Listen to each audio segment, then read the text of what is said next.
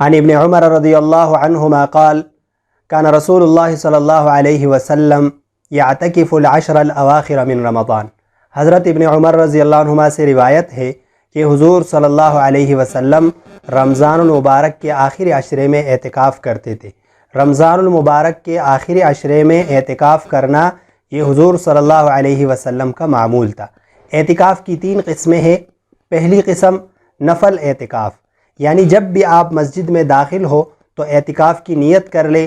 اس کے لیے کوئی وقت مقرر نہیں ہے، آپ 1 منٹ کا اعتکاف بھی کر سکتے ہیں، 1 گھنٹے کا اعتکاف بھی کر سکتے ہیں، یعنی جب بھی آپ مسجد میں جائے تو اعتکاف کی نیت کرے۔ اس کے لیے رمضان المبارک کا مہینہ ہونا بھی ضروری نہیں ہے، آپ کسی بھی وقت جب بھی مسجد جاتے ہیں تو اعتکاف کی نیت کرنا افضل ہے۔ یہ نفل اعتکاف ہے۔ دوسری قسم ہے واجب اعتکاف، یعنی اگر کسی نے نظر مانی کہ میرا فلاں کام ہو گیا تو میں اتنے دنوں کا اعتکاف کروں گا، تو یہ واجب اعتکاف ہے۔ اس اعتکاف میں روزہ رکھنا ضروری ہے اور جتنے دنوں کی کسی نے نظر مانی ہے اتنے دنوں کی اعتکاف کرنا ضروری ہے۔ تیسری قسم سنت مؤکدہ علی الکفایہ، رمضان المبارک کے آخری عشرے میں اعتکاف کرنا، یعنی محلے کے کچھ لوگوں نے اگر اعتکاف کیا تو سارے محلے والے گناہ سے بچ جائیں گے، اور اگر کسی نے بھی اعتکاف نہیں کیا تو سارے محلے والے گناہگار ہوں گے۔ تو اعتکاف کرنا یہ بہت بڑی فضیلت کی بات ہے، اور اعتکاف کا جو مقصد ہے وہ شب قدر کی تلاش ہے۔ حضور صلی اللہ علیہ وسلم نے فرمایا کہ تم شب قدر کو آخری عشرے میں تلاش کرو۔ تو اعتکاف کا جو اصل مقصد ہے وہ یہ ہے کہ یہ رات ہمیں مل جائے۔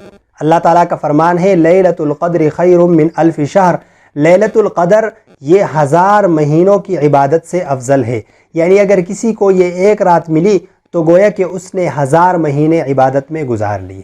جو شخص اعتکاف میں بیٹھنے کا ارادہ رکھتا ہو تو وہ 20 رمضان کو سورج غروب ہونے سے پہلے مسجد میں جا کر اعتکاف کی نیت کر لے۔ اعتکاف کے لیے یہ ضروری ہے کہ آدمی پاکی کے حالت میں ہو، ناپاکی کے حالت میں اعتکاف کا نیت کرنا یہ درست نہیں ہے۔ اور دوسری بات یہ ہے کہ اعتکاف میں وہ شخص بیٹھ سکتا ہے جو روزہ رکھنے پر قادر ہو۔ اگر کوئی شخص روزہ نہ رکھ سکتا ہو تو اس کے لیے اس سنت اعتکاف میں بیٹھنا یہ درست نہیں ہے، کیونکہ سنت اعتکاف کے لیے روزہ رکھنا یہ ضروری ہے۔ نابالغ بچہ جو سمجھدار ہو وہ بھی اعتکاف میں بیٹھ سکتا ہے۔ جب آدمی اعتکاف میں بیٹھ جائے تو پھر مسجد کے حدود سے نکلنا بغیر ضرورت کے جائز نہیں ہے۔ مسجد کے حدود آدمی کمیٹی والے سے پوچھے یا امام سے پوچھے یا جس کو مسجد کے بارے میں معلوم ہو کہ یہ مسجد کے حدود ہے، یہاں تک مسجد ہے، تو مسجد سے نکلنا پھر جائز نہیں ہوگا، سوائے اس ضرورت کے لیے جو انتہائی ضروری ہو، جس کے بغیر کوئی چارہ نہ ہو۔ مثال کے طور پر پیشاب کے لیے آپ جا سکتے ہیں، قضاء حاجت کے لیے جا سکتے ہیں، فرض غسل کے لیے جا سکتے ہیں، فرض وضو کے لیے جا سکتے ہیں۔ نفل غسل کے لیے یا نفل وضو کے لیے آپ مسجد سے باہر نہیں نکل سکتے۔ اس طریقے سے نمازی جنازہ میں شرکت کے لیے آپ نہیں جا سکتے، کسی کی بیمار پرسی کے لیے نہیں جا سکتے، یعنی مسجد سے آپ بغیر ضرورت کے اگر نکلے تو اعتکاف ٹوٹ جائے گا۔ چند سوالات بھی لوگوں نے پوچھے ہیں، ان میں سے ایک سوال یہ ہے کہ مسجد میں جو آدمی اعتکاف میں بیٹھا ہو وہ نسوار یا سگریٹ کا عادی ہو تو کیا وہ شخص سحری اور افطاری کے وقت نسوار اور سگریٹ استعمال کر سکتا ہے؟ تو اس کا جواب یہ ہے کہ مسجد کے اندر نسوار اور سگریٹ استعمال کرنا یہ درست نہیں ہے، اور بہتر یہ ہے کہ آپ اس اعتکاف کے دنوں میں نسوار اور سگریٹ استعمال نہ کریں۔ لیکن اگر کسی کو بہت زیادہ ضرورت ہو اور وہ اس نشے کو چھوڑنے پر قادر نہ ہو، وہ اس نشے کو نہیں چھوڑ سکتا، تو اس کے لیے پھر یہ صورت ہو سکتی ہے جب وہ قضاء حاجت کے لیے جائے تو باتھ روم میں سگریٹ اور نسوار یہ استعمال کر سکتا ہے۔ نسوار اور سگریٹ پینے کے لیے وہ باہر نہیں نکل سکتا، لیکن اگر وہ قضاء حاجت کے لیے گیا ہو تو وہاں پر وہ نسوار اور سگریٹ استعمال کر سکتا ہے۔ ایک سوال یہ بھی پوچھا گیا ہے کہ کیا ہم مسجد کے چھت پر جا سکتے ہیں؟ تو معتکف جہاں مسجد کے حدود ہے، مسجد کے حدود کے اندر جہاں وہ جانا چاہے وہ جا سکتا ہے، اور چھت پر بھی جا سکتا ہے، لیکن اس میں شرط یہ ہے کہ چھت کی جو سیڑھیاں ہو وہ باہر سے نہ ہو۔ اگر چھت کی سیڑھیاں مسجد کے باہر سے ہیں تو پھر آپ چھت پر نہیں جا سکتے۔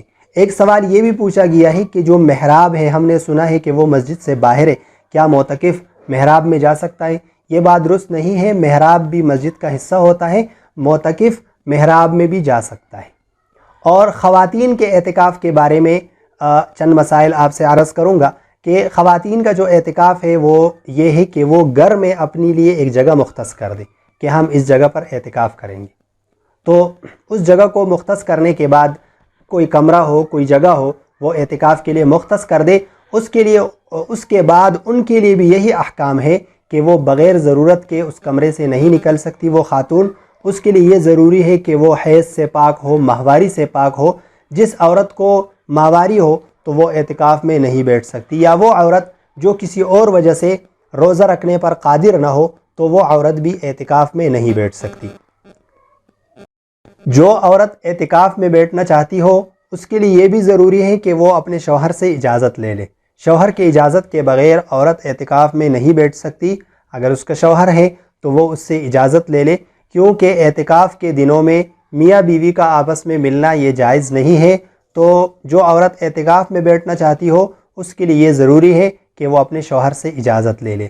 جس کمرے میں عورت اعتکاف میں بیٹھی ہے تو اس کمرے میں اس کے ساتھ کوئی اور بھی سو سکتا ہے۔ اگر اس نے وہ سارا کمرہ اعتکاف کے لیے مختص کر دیا ہے کہ میں یہاں پر اعتکاف کروں گی، تو کوئی بچہ یا بھائی یا کوئی بھی شخص اس کے ساتھ کمرے میں سو سکتا ہے۔ اور وہ عورت قضائے حاجت کے لیے کسی بھی وقت، اگر واش روم وغیرہ وہ کمرے سے باہر ہے تو کسی بھی وقت جا سکتی ہے۔ بعض لوگوں کا خیال یہ ہوتا ہے کہ لوگوں سے چھپ کر وہ باتھ روم وغیرہ جائے، تو یہ بات ٹھیک نہیں ہے۔ وہ کسی بھی وقت جب اس کو ضرورت ہو تو وہ کسی بھی وقت واش روم جا سکتی ہے اور لوگوں کو دیکھ بھی سکتی ہے، ضرورت کے وقت جاتے وقت کوئی بات بھی کر سکتی ہے۔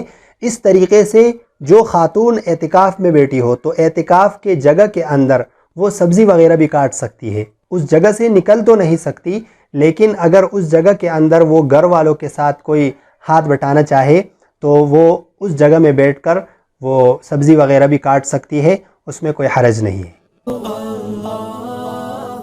السلام علیکم۔ شرعی مسائل قرآن و حدیث کی روشنی میں سننے کے لیے مفتی محمد سہیل البازی کے چینل کو سبسکرائب کریں، بیل آئیکن پر کلک کریں تاکہ ہر نئی آنے والی ویڈیو آپ کو بر وقت مل سکے۔ شکریہ۔